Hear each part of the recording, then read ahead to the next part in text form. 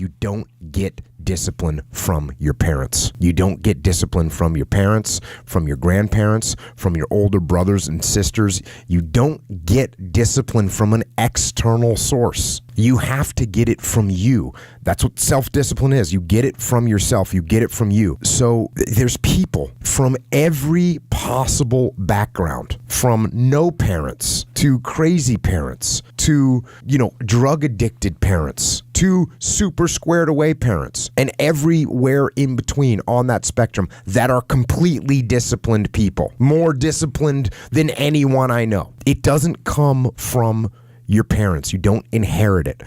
And there's another piece here. It's called ownership, right? It's called ownership. And if you want to blame other people for the problem, and I say this all the time, if you don't take ownership of the problem's not going to get solved. So if you blame your parents for not having raised you in a disciplined environment, you're not going to solve that problem. You're looking at your parents saying, if you would have done a better job being more disciplined for me, I would be more disciplined now. So that means you can't do anything. The fact of the matter is it's wrong. You actually can do something. And it doesn't matter how your parents raised you and brought you up. You can have the discipline you need to decide to do it. So as long as you're blaming other people, if you blame me for not discussing it, you blame me for having zero idea what that experience is like, you blame your parents for not raising you this way, as long as you're blaming other people, as long as you're counting on other people to give you discipline, as long as you do that, you will not have it. What makes you a disciplined person is choosing to be disciplined. I tell people to do the things that they know they're supposed to do, right? There's things that you know you're supposed to do as a human being. Things that you know are going to improve your life. Do those things. There's things that you know are going to make you a worse person and make your life worse. Don't do those things. Don't do the things that are making you weaker. Start doing the things that are going to make you stronger and smarter and faster and healthier and going to make you a better human being. And I'll say the same thing to this guy. You want to be more disciplined?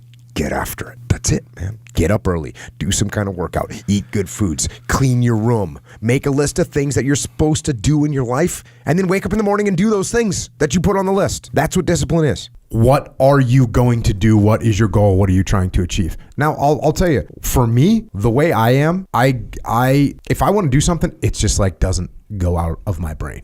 When I have something in my mind that I want to get done, it just is in there. I think about it all the time. But sometimes, even me, the smaller steps of the thing that you got to do, if you don't write them down, they're not going to happen.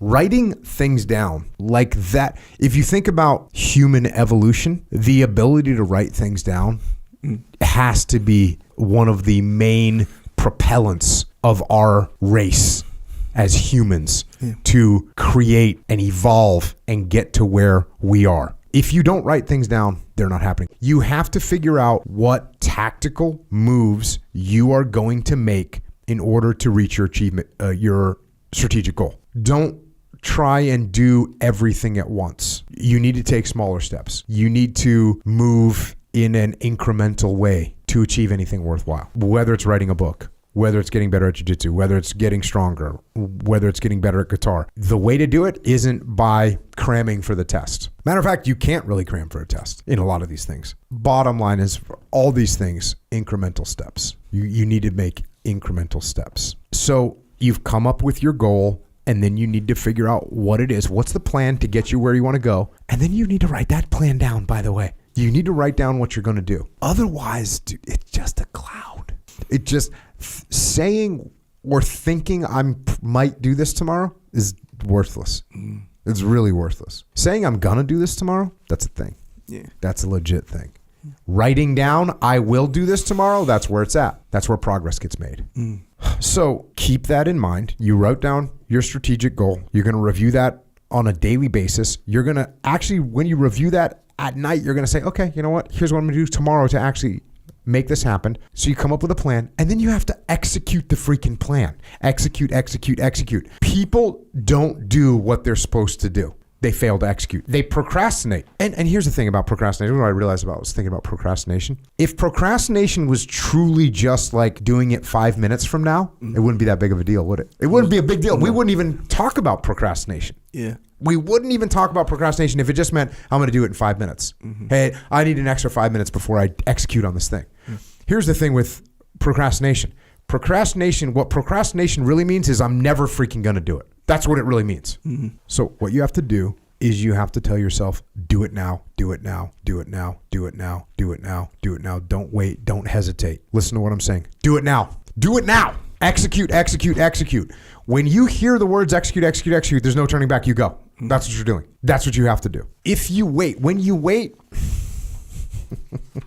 you negotiate. When you wait, you negotiate. Now you're in a losing situation.